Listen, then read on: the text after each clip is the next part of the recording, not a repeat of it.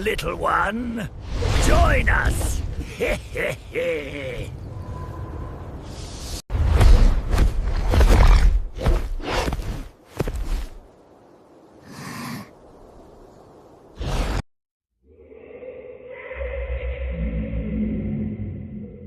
When you are walking alone along a mountain path shrouded in deep, swirling mist, have you ever experienced a sudden, inexplicable chill that causes your breath to turn into a thick white cloud?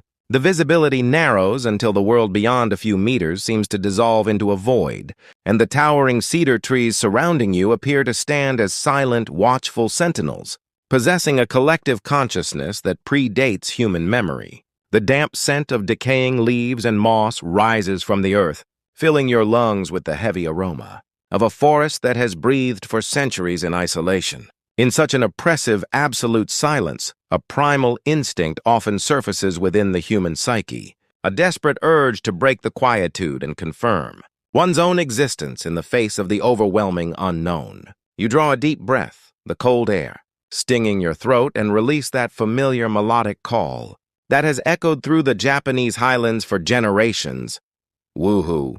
You wait, your heart thumping against your ribs in the rhythmic cadence of anticipation. Then, after a few seconds of hollow stillness, the exact same sound returns from the distant, unseen slopes. We have been conditioned from a young age to accept this as a mere physical phenomenon, a simple reflection of sound waves known as an echo or Yamabiko. However, in the liminal space of the deep mountains, that scientific certainty begins to feel dangerously fragile, like a thin veil threatened by a rising wind.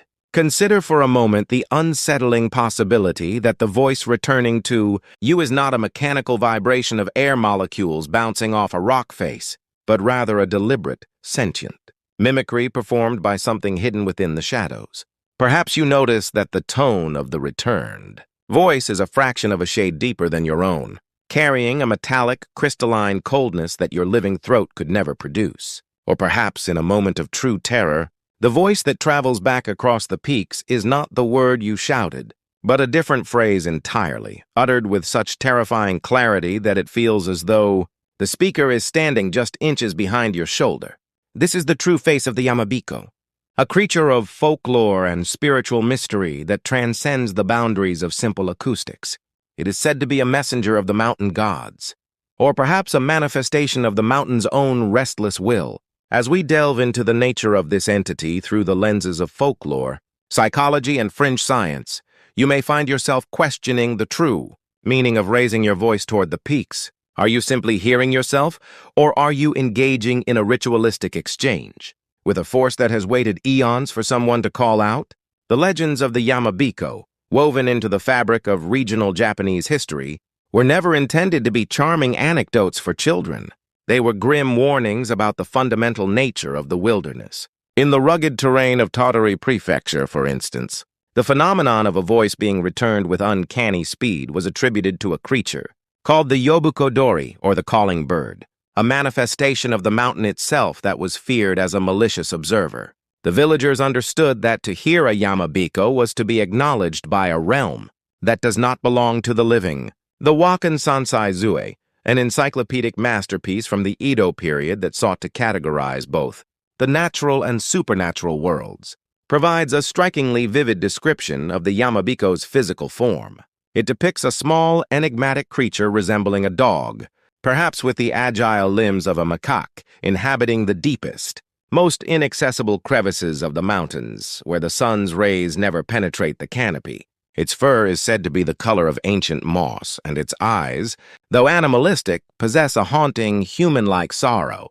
Other traditions describe it as a child clad in a cloak of withered leaves, or a long-eared monk, who has discarded the world of men to become a vessel for the sounds of the forest. These entities are masters of vocal mimicry, capable of reproducing the subtle tremors of a human voice, with such precision that they can unravel the sanity of a weary traveler, luring them deeper into the labyrinth of the trees. Have you ever truly listened to your own echo with every fiber of your being? When the sound returns, do you verify every inflection and every trailing whisper? Unlike a recording, which often sounds alien to the speaker, the Yamabiko's return often carries an unnerving, intimate quality, as if it is reflecting the very state of your soul. Imagine if, within the fading resonance of your own call, you heard the faint, rhythmic sound of something clicking its tongue, or a soft, melodic chuckle that did not originate from your own lungs. In that instant, the realization dawns that the place where the echo originates is not a mere geographical feature, but a threshold between our world, the Utsushio, and the hidden world of spirits, the Kakuryo.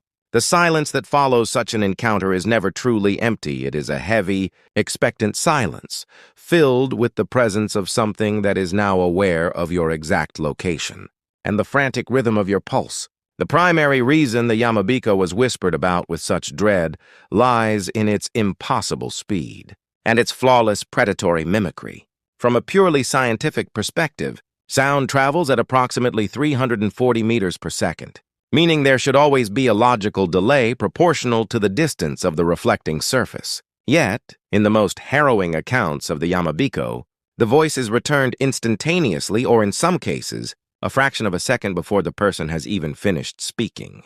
This suggests that the Yamabiko possesses a form of precognition or telepathic sensitivity, sensing the intent and the vibration of the thought, before it is even fully manifested as speech. It is an act of psychological dominance, a way for the mountain to demonstrate that it knows the intruder's mind better than they know it themselves. In certain regions of the Totori Mountains, it was believed that anyone who heard a Yamabiko would inevitably encounter a grave misfortune shortly thereafter. This fear likely stemmed from the idea that one's innermost secrets or forbidden thoughts were being amplified and exposed by the vast natural amphitheater of the peaks. Have you ever been in a silent forest and felt with absolute certainty that someone had whispered your name, only to turn and find nothing but the swaying of the branches? If you had answered that call, you might have inadvertently surrendered your identity to the echoes of the past. In many provincial traditions, the Yamabiko is viewed as a subordinate of the mountain deity, the Yamanokami acting as a gatekeeper or a cosmic sentry.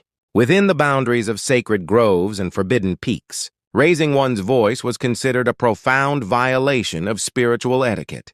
To shout in such a place is to cast a stone into a perfectly still pond, creating ripples of energy that alert the ancient inhabitants of your intrusion. The Yamabiko's immediate response is not an invitation, but a stern warning you are trespassing in a domain where the laws of man are void. If you should find yourself in a location where an echo should logically occur against a sheer cliff or within a narrow gorge, and yet your voice is met with a flat, suffocating silence, the danger is even greater. Such silence indicates a place of profound spiritual consumption, a site where the energy is so heavily weighted toward the negative that even sound cannot escape, or perhaps a place so cursed that the mountain refuses to even acknowledge your existence. The etymology of the word Yamabiko itself suggests a divine response from the mountain, implying a direct and often judgmental interaction with the spiritual essence of the land. From a scientific standpoint, an echo is the result of sound waves, reflecting off a hard surface and returning to the source. Variables such as air temperature, humidity, wind direction, and the angle of the terrain must align perfectly to produce a clear, recognizable Yamabiko. However, modern acoustic ecology often encounters anomalies that defy these standard models. There are documented cases of ghost echoes occurring in wide-open plains, where no reflecting surfaces exist for miles, or instances where a shout is returned after an impossibly long delay of several minutes, as if the landscape had digested the sound before choosing to release it. Some researchers in the field of parapsychology suggest that certain geological formations, particularly those with high quartz content or specific magnetic anomalies, may act as a form of natural recording media.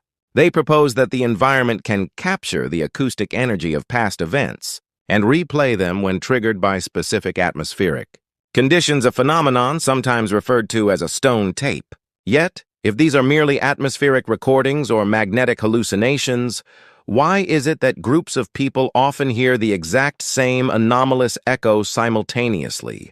The theory of a collective hallucination becomes difficult to maintain when the audio data is consistent across multiple witnesses. When you push the boundaries of logical interpretation, you are left with the lingering shadow of the yokai, a sentient, localized intelligence that resides within the geography itself. This brings us to the distinction between the Yamabiko and the Kodama.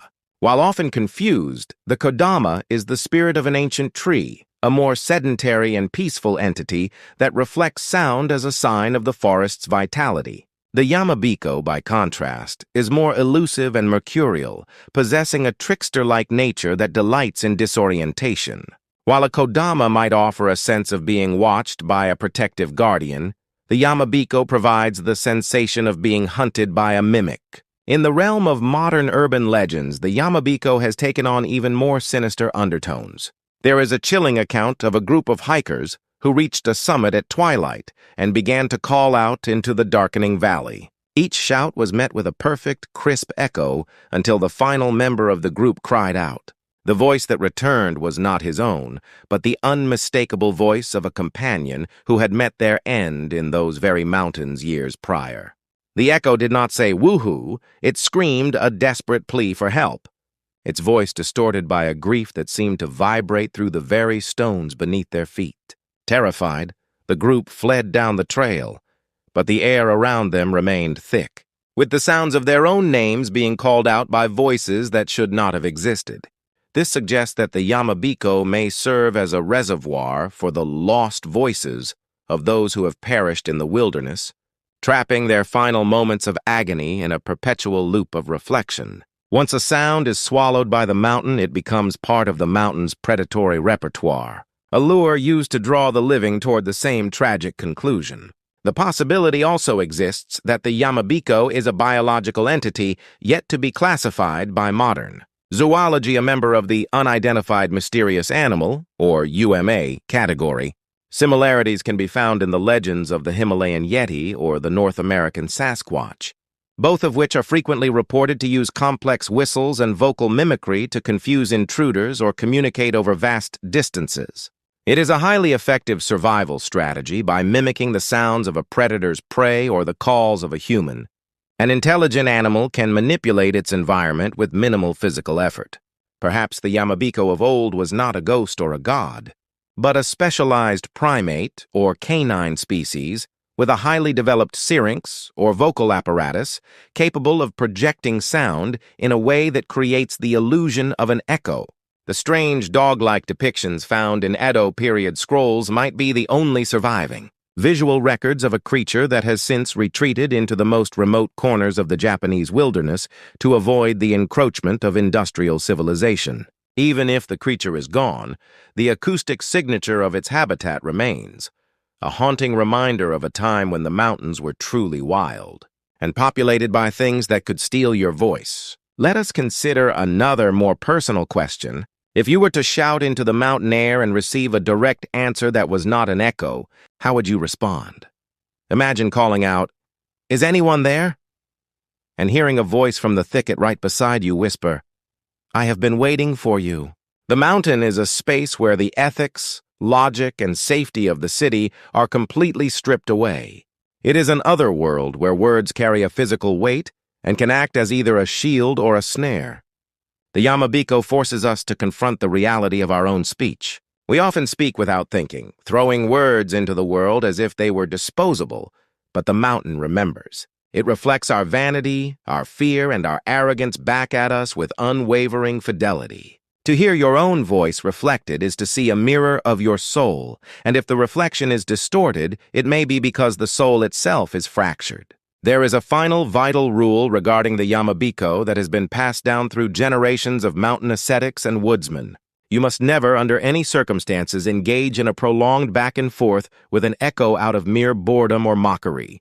To repeatedly hurl your voice at the mountain is to intentionally disturb the slumber of the entities that dwell within the rock and soil. According to legend, if you successfully provoke a Yamabiko to return your call 7 consecutive times, you risk a grave spiritual consequence. It is said that on the 7th reflection, the mountain will stop echoing your voice and instead take it. You will find yourself unable to utter a single sound, your vocal cords rendered useless, as your voice becomes a permanent part of the mountain's choir. You effectively lose a piece of your essence, becoming a hollow shell while your echo continues to wander the peaks, calling out to other travelers.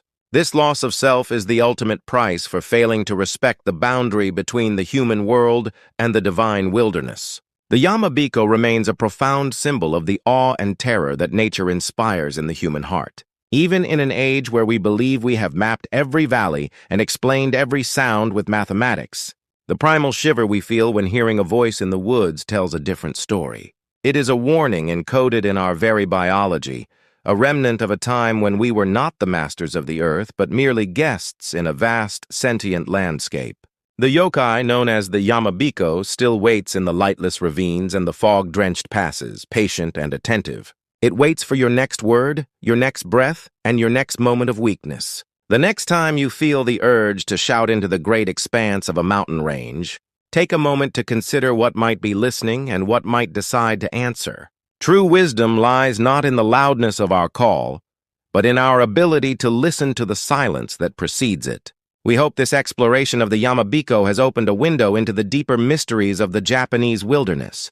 The world is far more complex and layered than our everyday senses suggest.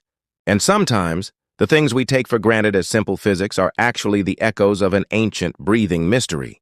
If you found this narrative compelling and wish to journey further into the realms of the unexplained and the traditional, we invite you to subscribe and join our community of seekers. By engaging with this content through likes and comments, you help keep these stories alive, ensuring that the voices of the past are not lost to the void. Be sure to activate the notification bell so you can be present for our next descent into the shadows of folklore and the unknown. Until we meet again, walk softly in the high places, and remember that the mountain is always listening. You are lost, little one. Join us.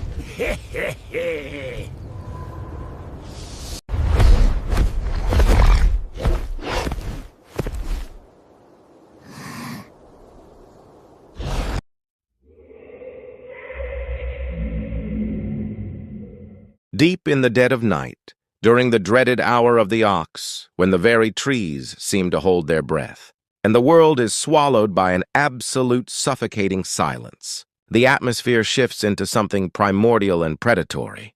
The rhythmic ticking of a clock, once a comforting metronome of passing time, now echoes like a frantic heartbeat against the hollow chest of the room. A reminder that the boundaries between the living and the dead have grown dangerously thin when you extinguish the lights and allow your body to sink into the heavy stillness. Have you ever felt that sudden, icy prickle at the base of your spine, as if a pair of invisible eyes were tracing the silhouette of your throat, from the shadows where the moonlight cannot reach? It is a sensation of being observed not by a person, but by something that exists in the periphery of human understanding, a presence that feels thick, damp, and ancient. In those moments, the shadows in the corner of your ceiling seem to stretch and coalesce, taking on shapes that the rational mind struggles to explain away, and the air itself grows heavy with the scent of old wood and damp earth. As you lie there drifting toward the edge of unconsciousness, seeking the solace of sleep to wash away the exhaustion of the day, a sudden and violent shift occurs, a crushing weight, as if a mountain of lead has been placed upon your chest, paralyzes your entire being, rendering your limbs useless and your voice nothing more than a silent scream trapped behind your teeth. Your lungs labor for air that feels as thick as water, and your eyes, wide, with primal terror, catch a flicker of movement at the edge of your vision. A small, dark figure, darker than the surrounding night, crawls across the floor, with the silent grace of a predatory insect. Or perhaps it glides through the air as if the laws of gravity were mere suggestions. It approaches your bedside with a deliberate, haunting focus, its cold breath ghosting over your skin as it reaches out a small, gnarled hand toward the very pillow supporting your head. This is not merely a nightmare or a trick of the mind. This is the manifestation of the Makuragaeshi, the pillow flipper, an entity that has haunted the Japanese psyche for centuries, turning the sanctuary of sleep into a theater of existential dread. The modern skeptical mind would likely dismiss this as a simple case of bad posture during sleep, or perhaps a hallucination brought on by extreme fatigue and the residual fragments of a dream. Yet, to settle for such a mundane explanation is to ignore the chilling consistency of the reports that have surfaced across different eras and continents, where people who have never met describe the exact same harrowing encounter with surgical precision.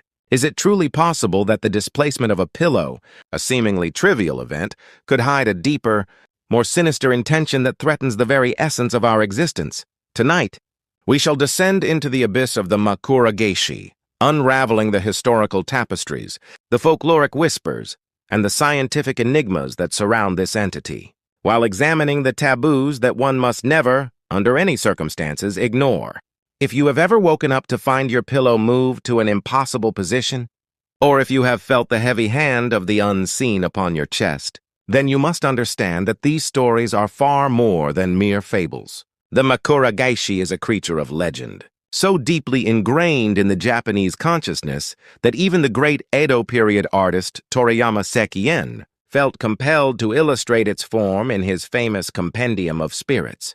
Its appearance is said to be as fluid as the shadows it inhabits in some regions.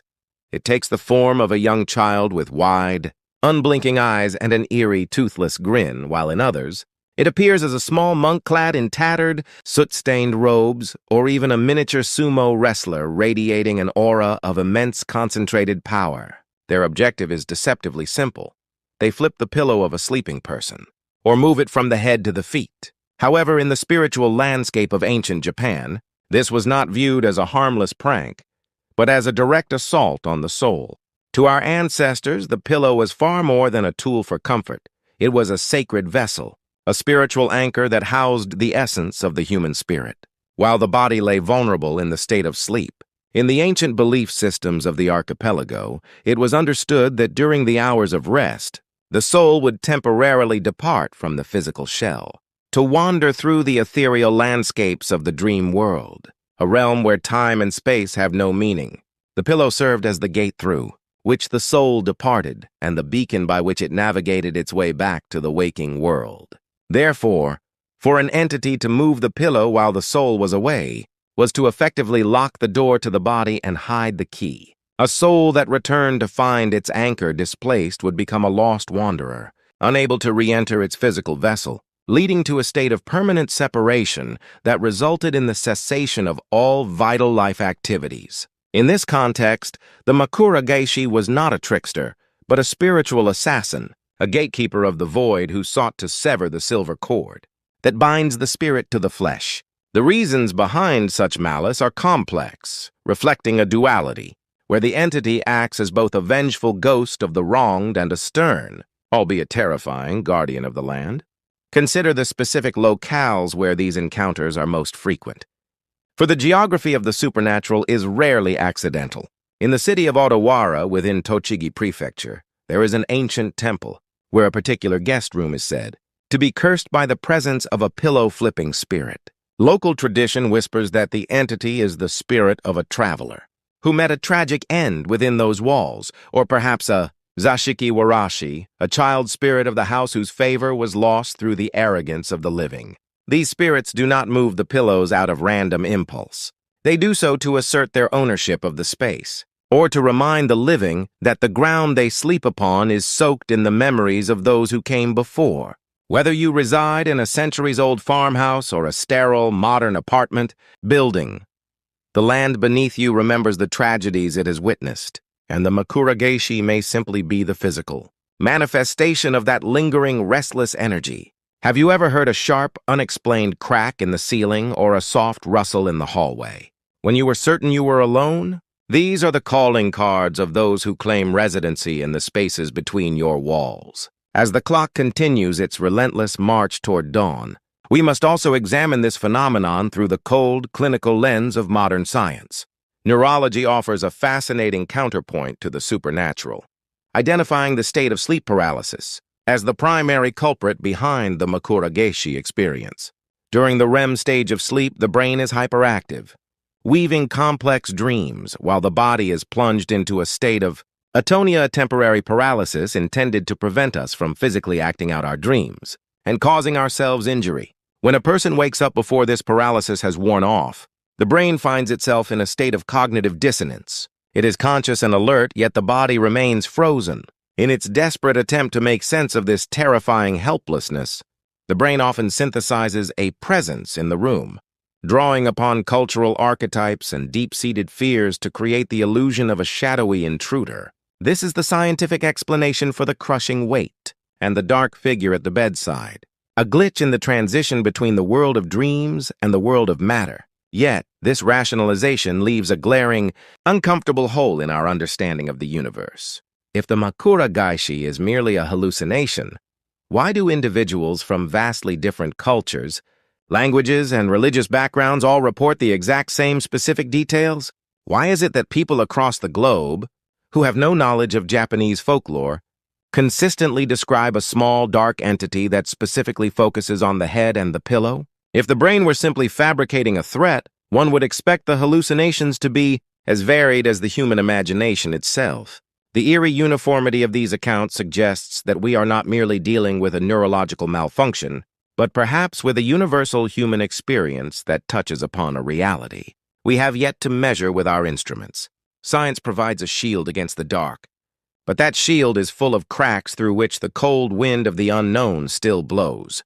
Furthermore, we must address the phenomenon of REM behavior disorder, where the normal paralysis of sleep fails, and the sleeper begins to physically enact their dreams. In such cases, it is entirely possible for a person to thrash about in the dark, throwing their pillow across the room, or rearranging their bedding in a state of unconsciousness. From a logical standpoint, waking up to find your pillow at your feet could easily be explained as a result of your own restless movements. However, there are countless testimonies that defy this simple logic. Experience after experience describes waking to find pillows not just moved, but arranged in a precise, almost ritualistic manner neatly lined up at the foot of the bed, or turned at a perfect 90-degree angle. Such meticulous placement is difficult to attribute to the random flailing of a sleeper.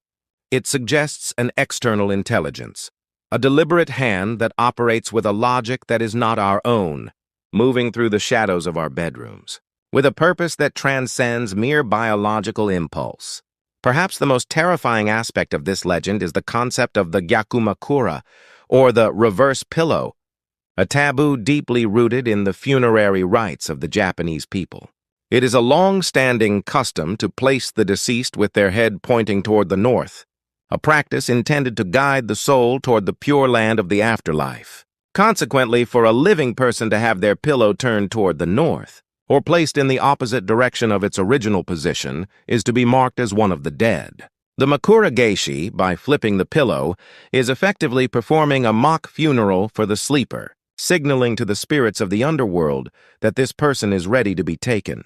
It is a ritualistic attempt to blur the line between the living and the departed, a silent invitation for the soul to leave its body and never return. If you wake up to find your pillow facing north, it may be a sign that something is trying to claim you, to pull you across the threshold into a realm where the sun never rises. Throughout the various regions of Japan, numerous methods have been passed down to ward off this spectral intruder. Some suggest placing a sharp blade, such as a knife or a pair of scissors, beneath the pillow, as the glint of cold steel is believed to repel malevolent energies. Others advocate for the chanting of specific sutras or the placement of protective amulets blessed by a priest. There are even those who suggest sleeping with the pillow already facing north, as a way to trick the entity into thinking the deed has already been done. However, these are often seen as mere temporary fixes. The true cause of a Makuragaeshi visitation is often believed to be the internal state of the sleeper. In times of extreme stress, anxiety, or spiritual depletion, our internal defenses weaken, creating a leak in our aura that attracts these parasitic entities like moths to a flame.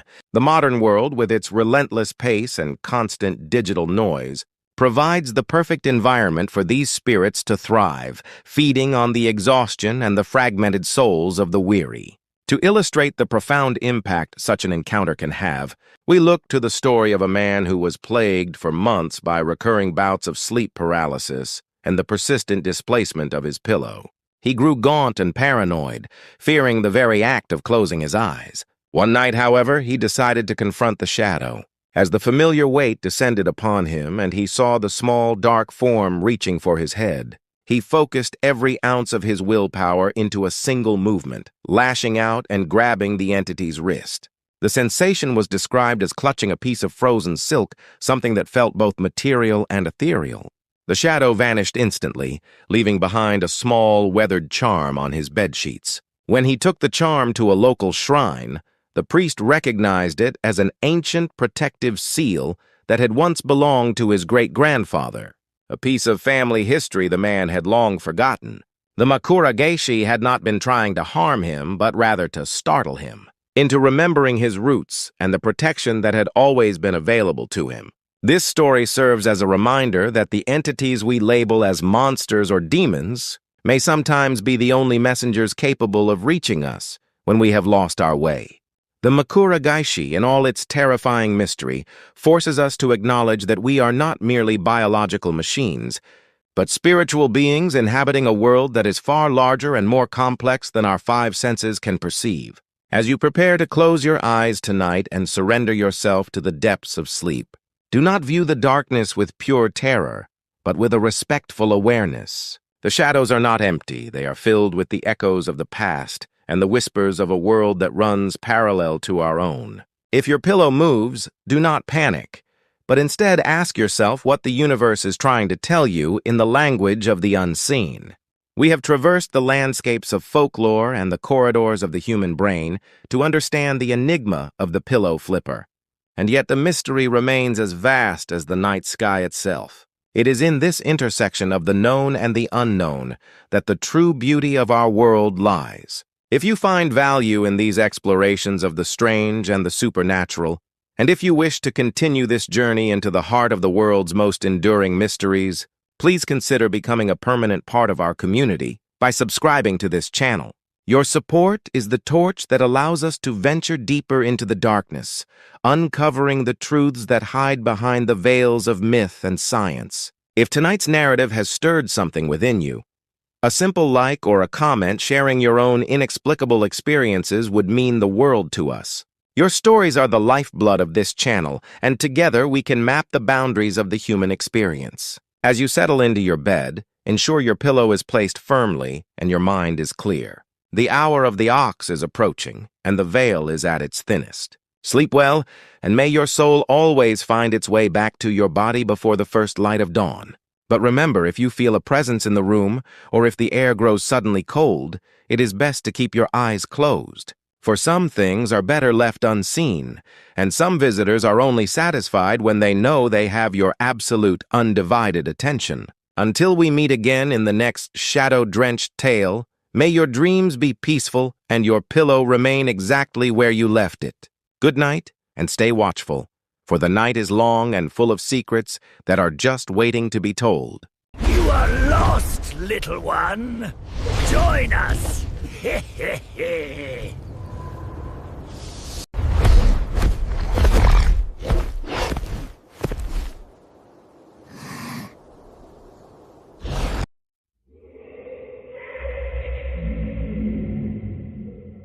There exists an entity that has traversed the boundless corridors of history, weaving itself into the very fabric of human civilization, like a silken thread of gold and shadow.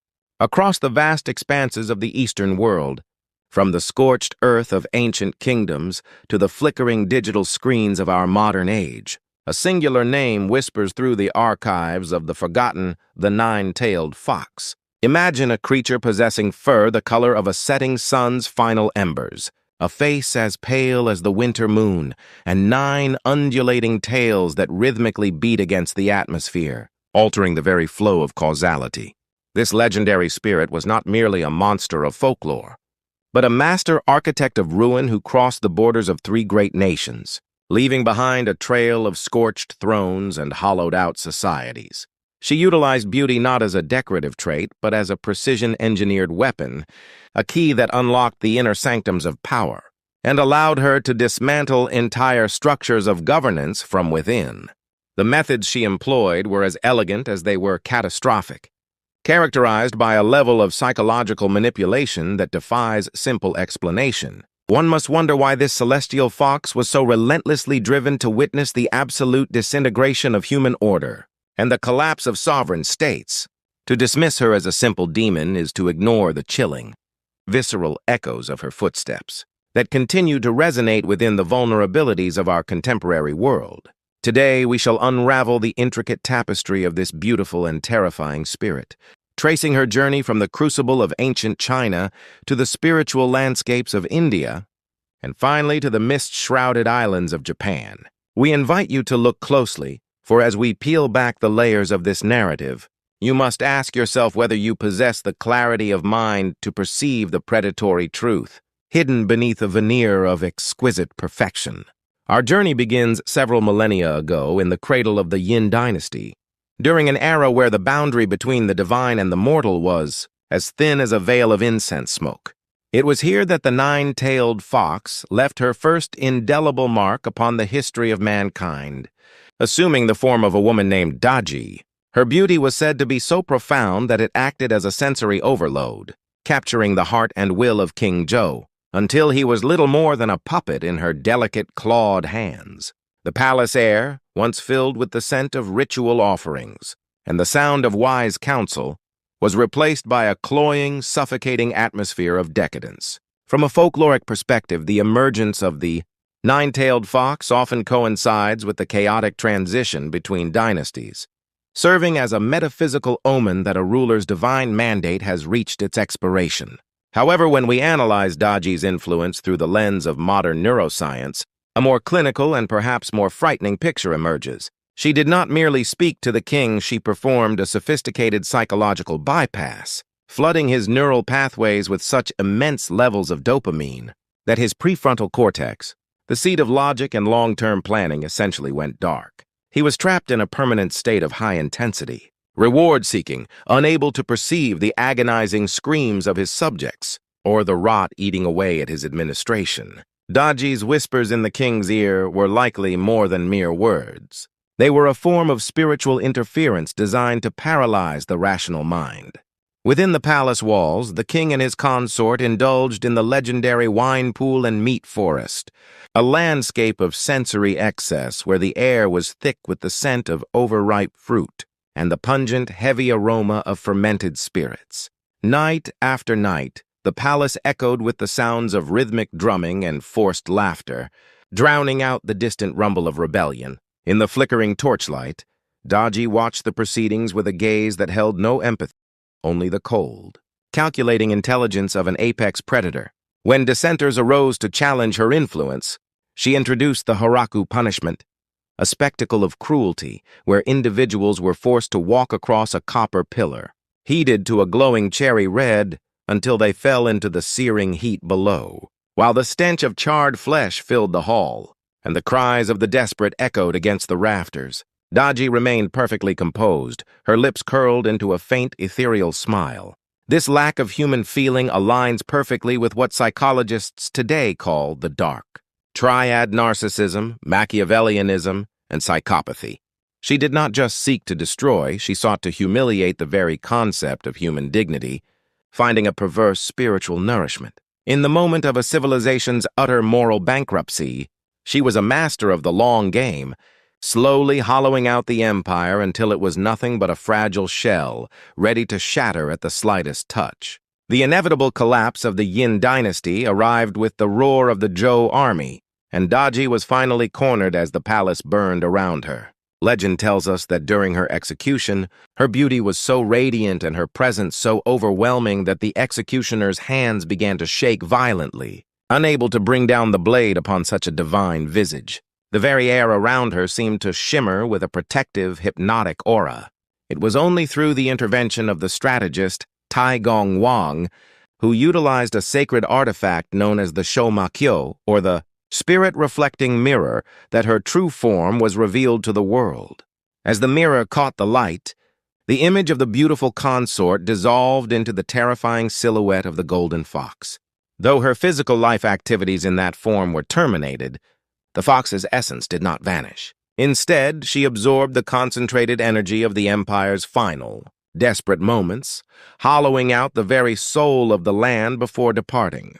This transition serves as a warning to all leadership structures. When a leader begins to listen exclusively to a single mesmerizing voice, while ignoring the collective wisdom of their advisors, the shadow of the fox has already begun to lengthen. it is not necessarily a physical monster, but a manifestation of the distortions in collective psychology that occur when power becomes completely untethered from reality. Fleeing the ruins of the Yin dynasty, the fox carried her unyielding resentment across the vast landmass, moving westward like a desert wind that brings only drought. She eventually arrived in the ancient land of India, known then as Tenjiku, a place where philosophy and spirituality were reaching unprecedented heights. Yet, even in this land of enlightenment, the fox found a crack in the foundation of order. She assumed the identity of Lady Keio, the consort of Prince Hansoku of the Magadha kingdom. The environment here was a stark contrast to the humid palaces of China. The air was dry and dusty, filled with the scent of sandalwood and the sound of bells from distant temples. Under the influence of Lady Keio, the prince underwent a terrifying transformation, turning away from the path of righteousness and toward a philosophy of absolute nihilism.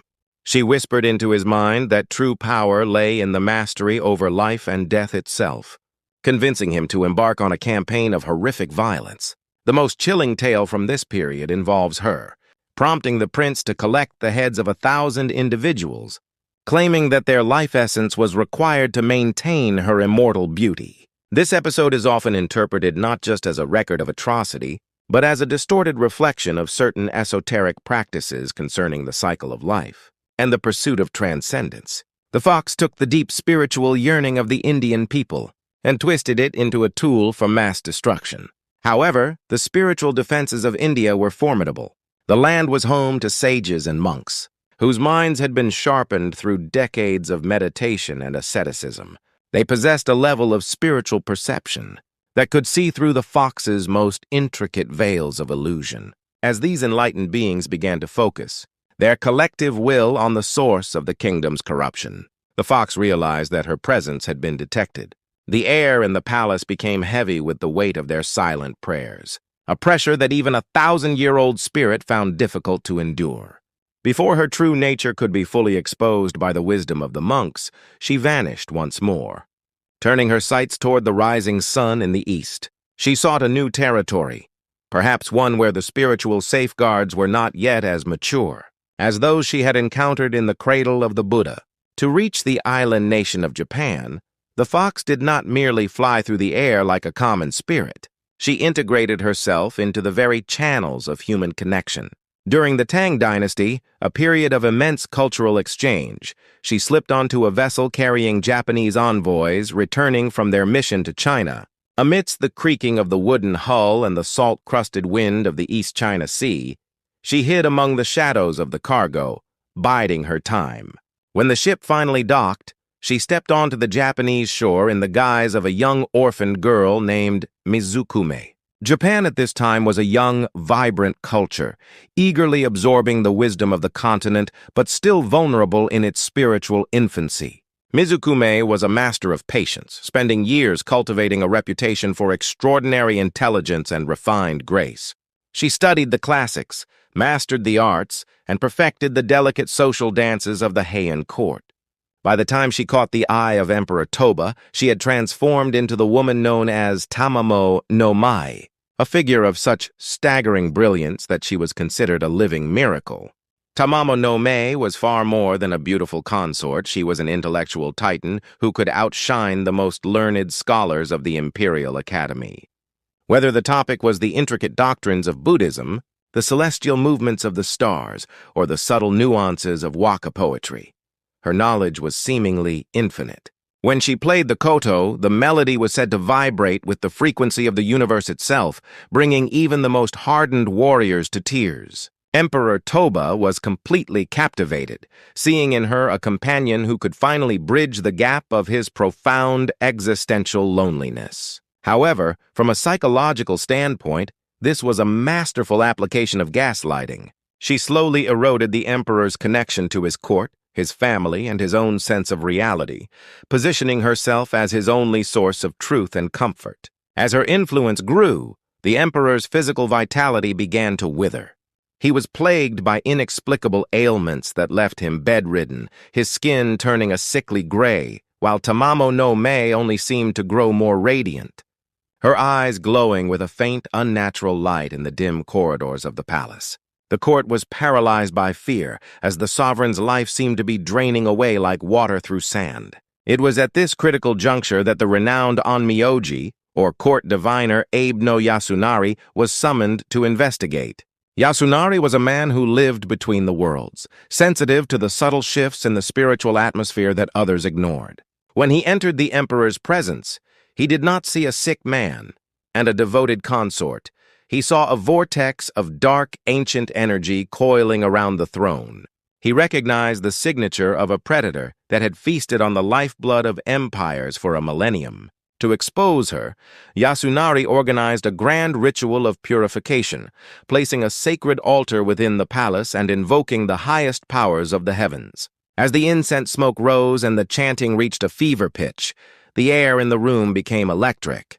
Tamamo no Mae's composure finally shattered. Under the pressure of the ritual, her human form tore apart like parchment in a gale, revealing the massive, golden, nine-tailed fox in all her terrifying majesty. The palace was filled with a roar that sounded like the crashing of tectonic plates, and the fox leapt through the roof, fleeing toward the desolate plains of Nasuno. The transformation of the fox from a court beauty to a fleeing beast was not just a physical change, but a symbolic moment where the hidden rot of the state was finally brought into the light. Yet the question remains, why did she not simply end the emperor's life activities immediately? Perhaps she found a twisted artistic satisfaction in the slow, rhythmic decay of a powerful man.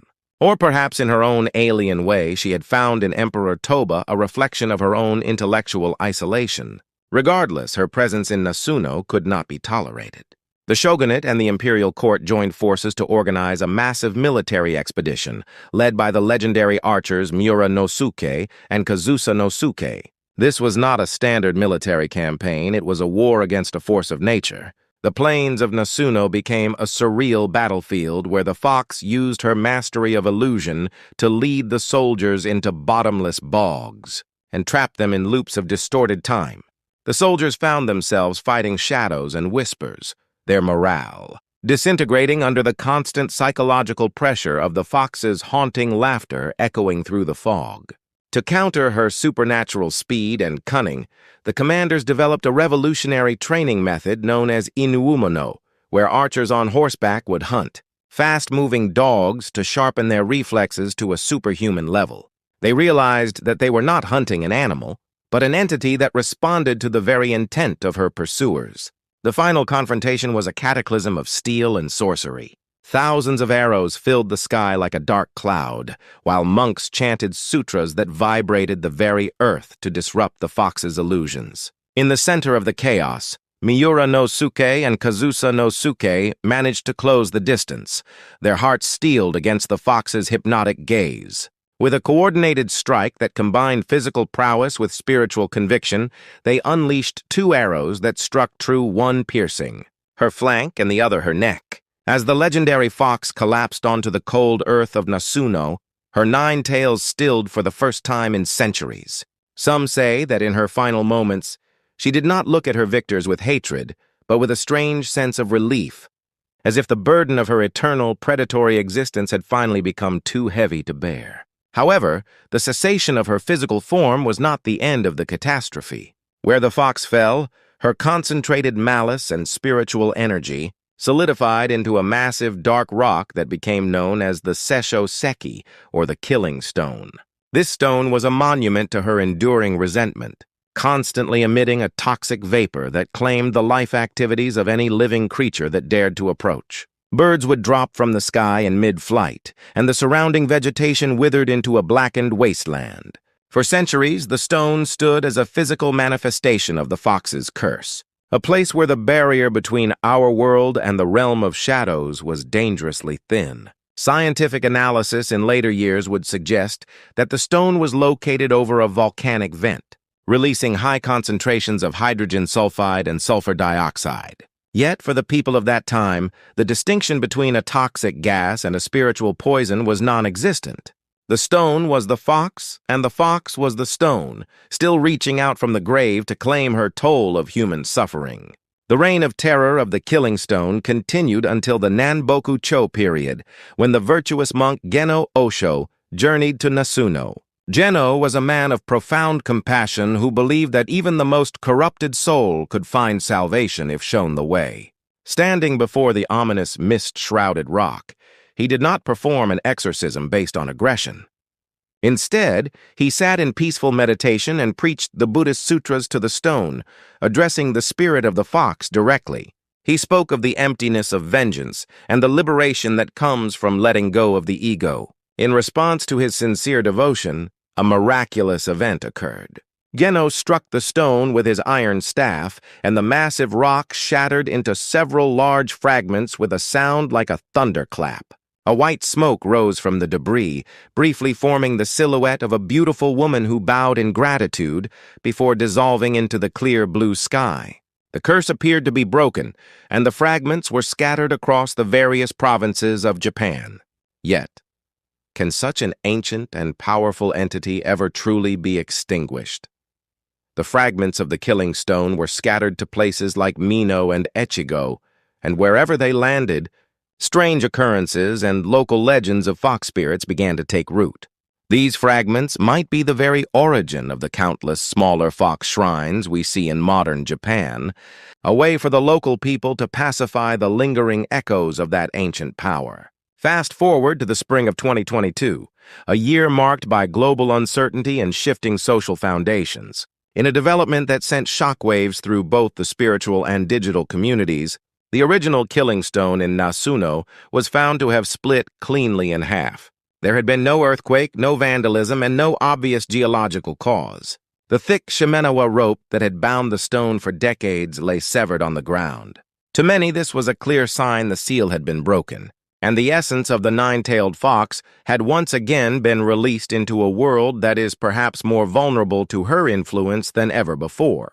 In our current era, the fox does not need a physical body or a royal palace to achieve her goals. We live in a world where reality is increasingly mediated by screens and algorithms, a landscape of digital illusions that the fox would find remarkably familiar. Consider the phenomenon of the hyper-perfect social media influencer, whose face is sculpted by AI filters, and whose life is a carefully curated fiction designed to incite envy and obsession.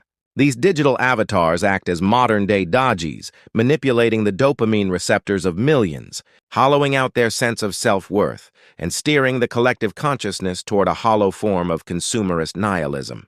The fox has always been a creature of the gap, the space between what is real and what we desire to be true.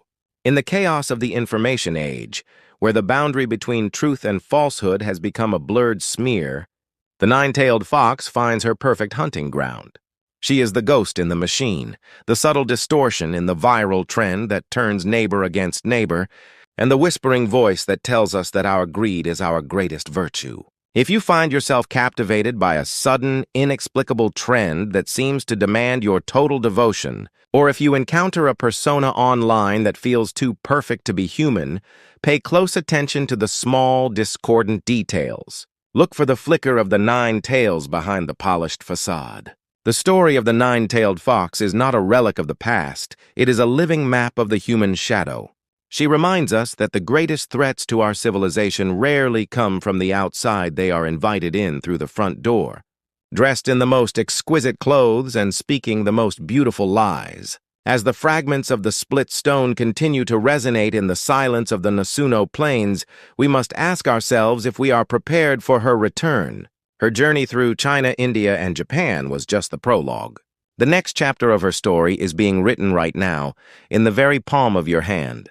Stay vigilant, trust your intuition when something feels unnervingly perfect, and never forget that beneath the most beautiful smile may lie a hunger that has lasted for 1,000 years. Furthermore, to truly comprehend the magnitude of the nine-tailed fox's legacy, one must look beyond the linear progression of her travels and examine the profound symbolic architecture of the nine tails themselves.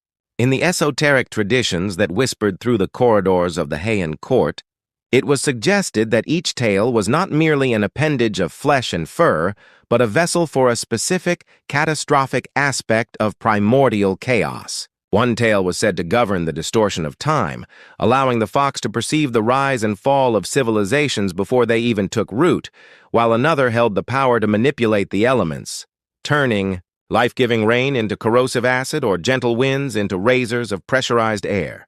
A third tale was rumored to be the source of her hypnotic glamour, a psychic emission that resonated with the deepest, most hidden desires of the human heart, making the victim see not a monster, but the ultimate realization of their own soul's longing. By understanding this multifaceted nature, we begin to see the fox as a biological computer of sorts, programmed with 1,000 years of observation on the structural weaknesses of human morality. She did not just break kingdoms, she exploited the inherent bugs in the human operating system, the pride of kings, the lust of princes, and the existential dread of the common man. From a socio-political perspective, the fox's journey from the crumbling Yin dynasty to the refined, yet fragile Heian period mirrors the actual migration of cultural and philosophical ideologies across the Silk Road.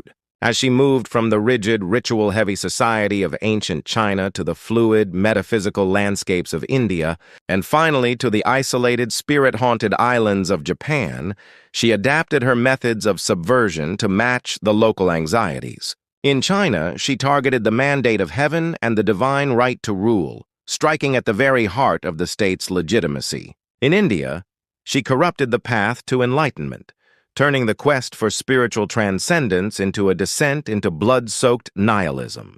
In Japan, she utilized the aesthetic refinement of the nobility, turning their obsession with beauty and poetry into a weapon of self-destruction. This adaptability suggests that the fox may be a metaphor for the entropy that inevitably follows the centralization of power. When a civilization reaches its peak and begins to stagnate, the fox appears to accelerate the rot, acting as a divine scavenger that clears the way for a new world order. This archetypal role aligns closely with the Jungian concept of the shadow. The nine-tailed fox represents everything that organized society attempts to suppress: raw instinct, unbridled ambition, and the terrifying realization that our structures of order are mere illusions built on shifting sands.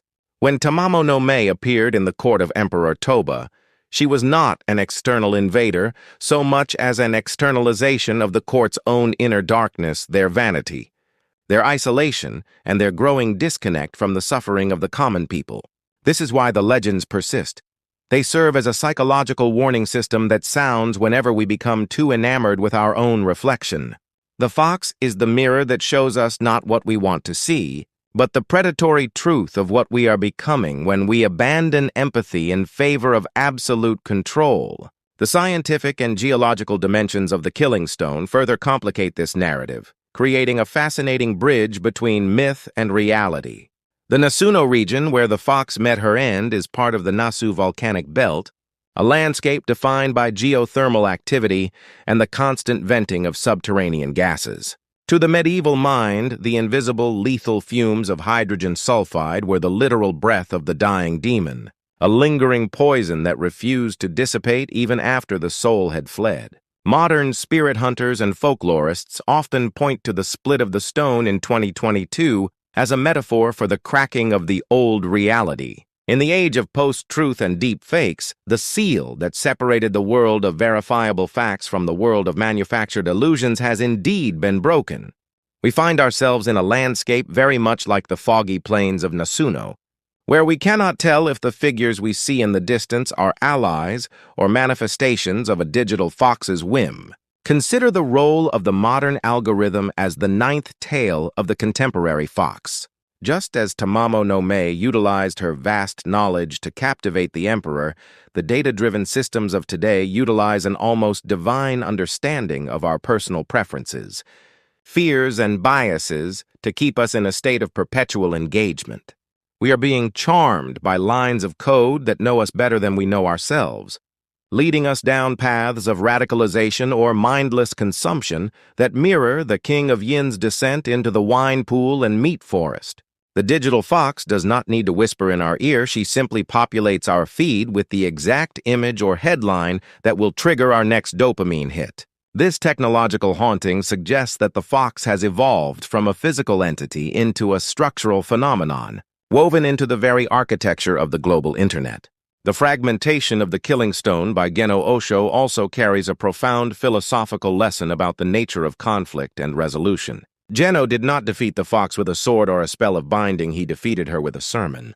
He recognized that the stone was not an enemy to be destroyed, but a soul in agony, trapped in a cycle of its own making. By addressing the humanity buried beneath the monstrous exterior, he allowed the fox to release her grip on the world. This serves as a vital reminder for our own polarized times. If we treat the foxes of our modern world, those who spread chaos and division, only with more violence and hatred, we simply feed the cycle of resentment that created them in the first place. True resolution requires a level of spiritual maturity that looks past the venomous exterior to find the source of the original wound. In the end, the legend of the nine-tailed fox is a story about the fragility of the human heart and the enduring power of the unseen. Whether she is a celestial spirit, a psychological projection, or a metaphor for the destructive power of the ego, her presence reminds us that beauty and intellect, when divorced from morality, become the most dangerous tools in existence. As you walk through the world today, keep your eyes open for the subtle signs of her presence. Listen for the laughter in the static of the television. Look for the golden glow in the depths of the scrolling screen, and feel for the cold wind that blows through the cracks in your own convictions. The stone has split, the tails are unfurled, and the hunt has begun anew. But remember, the fox can only enter where there is an open door, a void created by vanity, a silence created by apathy, or a heart that has forgotten how to feel for others. Your awareness is the only mirror that can truly reveal her form, and your compassion is the only hammer that can break the cycle of her curse. Be mindful of the stories you tell yourself, for in the world of the nine tails, the story you believe is the world you will eventually inhabit. You are lost, little one. Join us. Hehehe.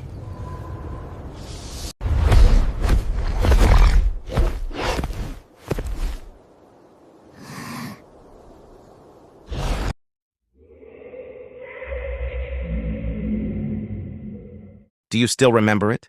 Do you remember that strange creature that once plunged all of Japan into a whirlpool of feverish excitement and a deep, bottomless sense of unease? In 1990, just as the intoxicating heat of the bubble economy was beginning to quiet down, and as a certain era was preparing to draw its final breath, that existence slipped into the gaps of our collective consciousness.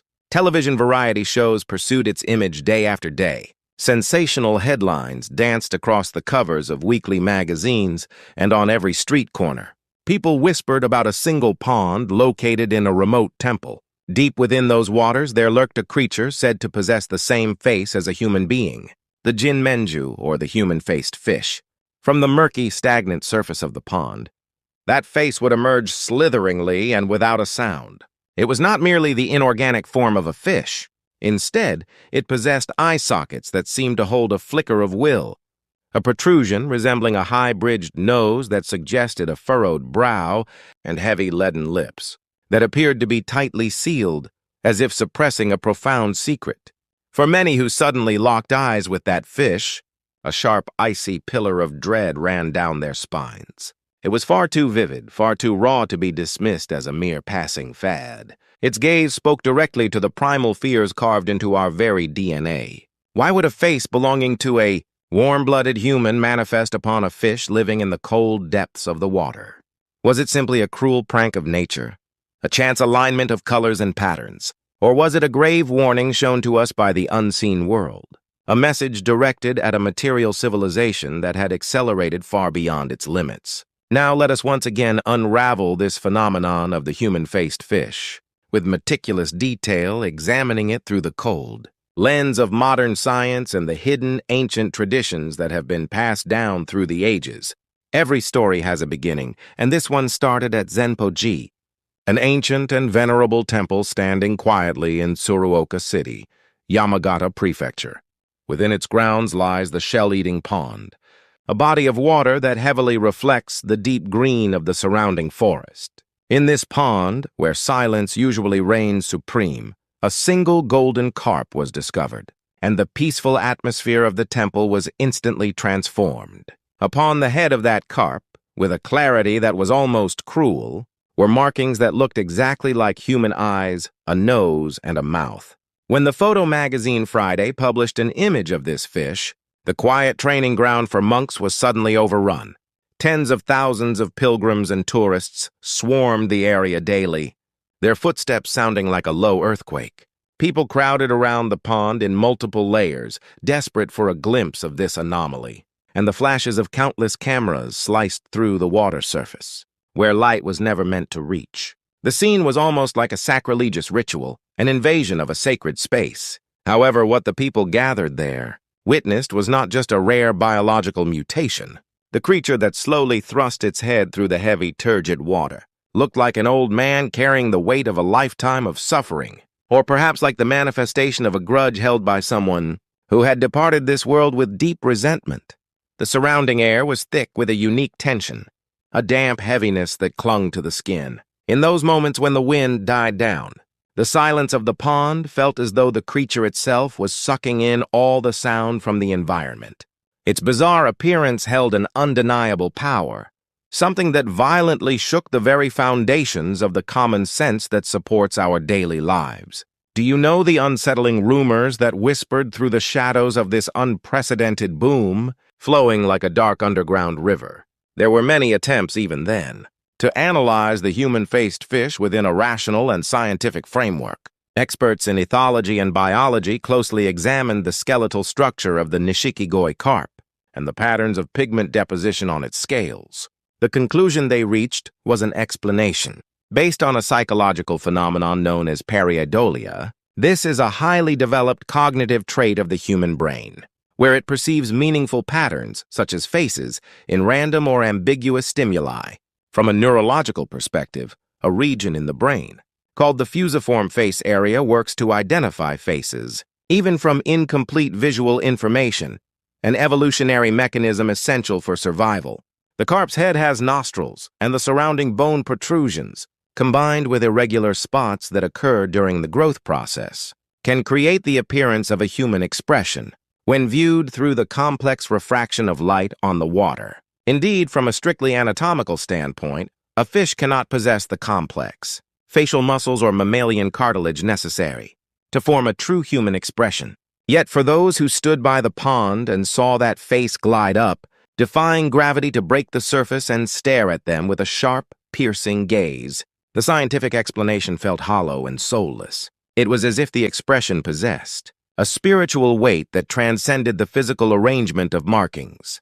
There were many who remained convinced that some unknown energy was at play, something that could not be captured by the lens of science. Or perhaps they felt that the observer's own subconscious was being projected onto the fish as a medium. This was an experience far too heavy to be dismissed by the mere label of a brain illusion. As we delve deeper into this phenomenon, we discover numerous records in historical documents that are even more eerie and suggestive. The existence of a fish with a human face was not something that suddenly appeared in 1990. In the Wakan Sansai Zue, an encyclopedia from the Edo period, and in various collections of strange tales, passed down through different regions, such monstrous fish make frequent appearances. When we decode these records from a folkloric perspective, we see that ancient and medieval Japanese people treated the water's edge with extreme caution, viewing it as a boundary. In these old accounts, a fish with a human face was never seen as a good omen bringing blessings. Instead, it was feared as a harbinger of great disasters, such as massive earthquakes, plagues, or terrible famines. It was also believed to be the vessel for the regret of those who had met a tragic end in water accidents, their souls remaining in this world by inhabiting the body of a fish. According to a legend in one region, a villager who suffered through a harsh famine threw themselves into a river in despair, and their soul took residence in a fish, staring up from the bottom of the water at the village that had abandoned them.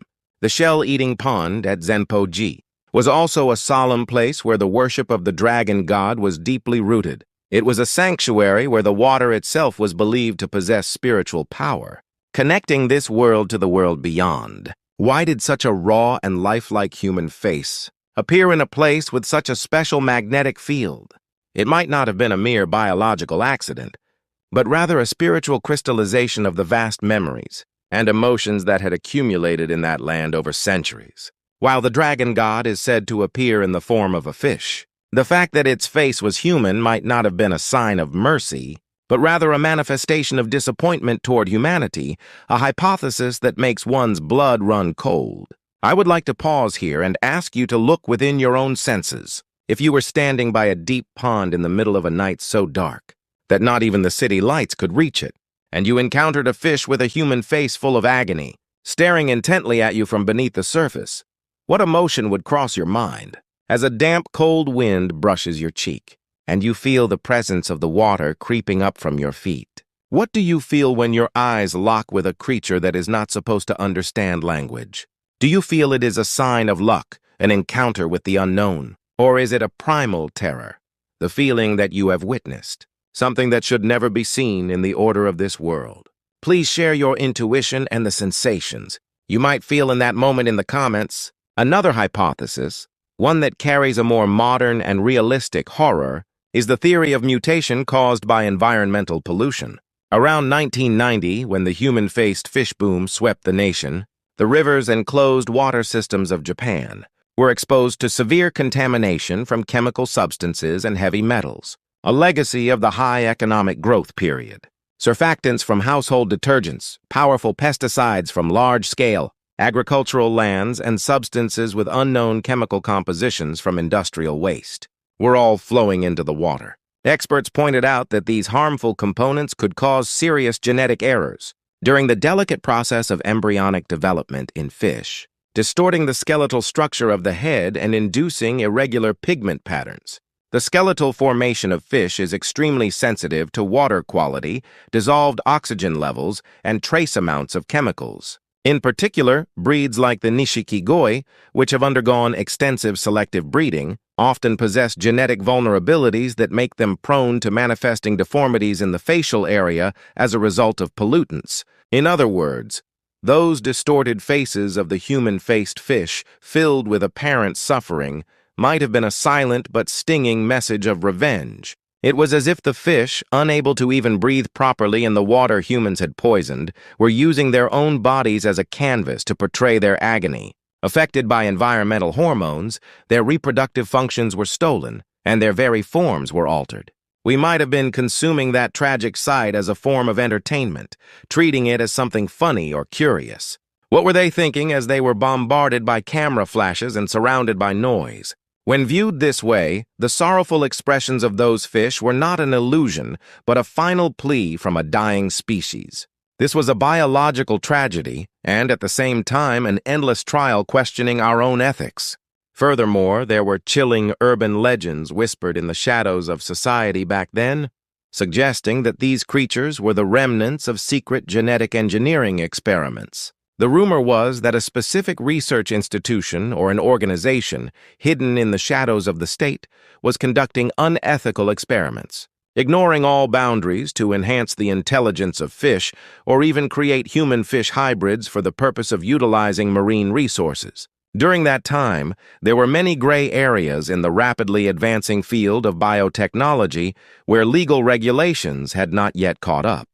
Remarkably, among the reported human-faced fish, there were occasional accounts of individuals showing extremely intelligent and calculated reactions, as if they perfectly understood the words of the people around them. There were stories of fish persistently following a specific person, standing at the edge of the pond, or appearing at a precise time as if meeting someone by appointment. One terrifying eyewitness account claimed that when they looked into a quiet pond at midnight, a fish slowly emerged and moved its mouth as if muttering something in a low, wet, human-like voice. It was said to be less like a word and more like the hollow vibration of a creature without lungs trying to speak. If those fish possessed those human faces because they had been artificially spliced with human DNA, it would mean they were tragic existences embodying a living hell, brought into this world because we stepped into the domain of the gods without caution. Did the things that escaped from the cold tanks of the laboratory spend the rest of their lives in murky ponds, searching for their own identity or harboring a mixture of longing and hatred for the humans who created them? When we explore this phenomenon from a psychological perspective, the reason why the human-faced fish so strongly attracted and simultaneously repelled people can be explained by the concept of the uncanny valley. The human species has an instinctive and powerful aversion to non-human objects that look too much like themselves, but are decisively different in some way. This is believed to be a highly developed avoidance response evolved to keep distance from things that threaten survival, such as infectious diseases or deceased remains. A fish, a cold-blooded creature that branched off from the human evolutionary path hundreds of millions of years ago, suddenly appears with a familiar yet imperfectly distorted human face. This existence, sitting at that exquisite middle point, that belongs to neither category, stimulates our psychological defense mechanisms in the most uncomfortable way. The inexplicable chill that rises from the core of the body when staring at that face is clear evidence that our survival instinct recognizes that anomaly as an unidentified and incomprehensible threat. If it were just a fish, we could treat it as food. If it were just a human, we could communicate through words. But a being on that boundary is a monster beyond our control, something that destroys the order of the world we have built and threatens our daily safety. That face, sinking into the bottom of the uncanny valley, might have been the ultimate form of the other that we can never truly understand. Now, I would like to hear the precious experiences of those of you who remember that time. For those who lived through the human-faced fish boom of the 1990s and felt the fever and eerie atmosphere firsthand, or for those who happened to see a fish with a strange face in a small, nameless pond or marsh, do you have a story to tell? Do you remember the smell of incense drifting around the pond, the sound of gravel underfoot, or the somewhat restless laughter of the crowds? Also, do you still hear strange tales of modern-day human-faced fish in your local area or in the corners of the internet? Even the smallest observation or fragment of memory could be an important key to solving this mystery. Please share your details. Among the many stories surrounding the human-faced fish, the one told with the most dread and conviction is the theory of possession by the souls of the departed. Since ancient times, the water's edge has been considered a boundary or a veil between the world of the living and the hidden world of those who have passed. As noted by folklorists, water is a medium that carries and sometimes traps spirits, the souls of those who lost their lives prematurely in water accidents, and whose remains were never found, might have had their consciousness, filled with lingering regret, enter the robust body of a carp. In fact, in certain regions it was said that when a human-faced fish appeared, its features always bore a striking resemblance to someone from the village who had recently ceased their life activities. Its gaze would stare into the void, and it would occasionally shake its head in a way that recalled the habits of the person when they were still among us. Are they quietly watching over their beloved families through the eyes of a fish? Or are they harboring a deep grudge, cursing the cold world that failed to save them? There is an old belief that the souls of those who drown transform into water spirits, attempting to pull the living down into the depths. The golden human-faced fish of the shell-eating pond, when viewed through the lens of the dragon god legends, could be seen as an avatar of the deity, but also as a living vessel to appease the countless spirits who lost their lives in past wars or natural disasters. The face that people frantically photographed might have been the very cry of a soul seeking salvation from the deep mud. The coins or crumbs we threw in might have meant nothing to them. Perhaps our greedy gazes only caused their souls further torment. More than 30 years have passed since that explosive boom, and we rarely hear about the human-faced fish in the media today. However, they have not completely vanished or become extinct. Even now, in old ponds hidden in deep forests or in neglected marshes far from the city noise, they continue to live on, unseen. The glamour of the past craze is gone, and they simply watch us from the murky depths, separated by the boundary of the water surface.